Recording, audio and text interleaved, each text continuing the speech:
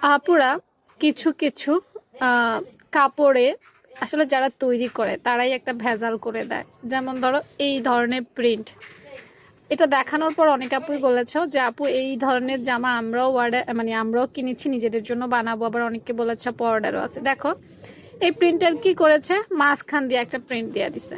এখন তোমাকে জামাটা মাঝখান থেকেই কিন্তু কাটতে হবে। আর এই যে দুই পাশ দেখতে পাচ্ছ, এই দুই পাশের কাপড়গুলো কিন্তু ফেলা যাবে, হাতাও হয় না। এ ধরনের জামা যখন বা কাপড় যখন কিনবে ভাই একটু বুঝি শুনে কইও। যেমন কাস্টমার তোমাকে মনে করো আড়াই গজ কাপড় দিয়ে দিল, আড়াই গজ কাপড় পাইলে তুমি ঠিক আছে, হাতার কাপড়টা কিভাবে বের করবা বলো, কয়টা জোড়া দিবা? খুবই প্যারাশানি, খুবই প্যারাশানি। তো কাস্টমারকেও বোঝানো যায় না, কারণ কাস্টমার বলে যে আমরা তো আড়াই গজ দিয়েই বানাই। আবার দেখা যায় যে, কারণ কাস্টমার তো আর টেইলার না, তো কাস্টমারও বোঝে না, আবার আমরা করতে গেলেও ভেজালে পড়ে যাই।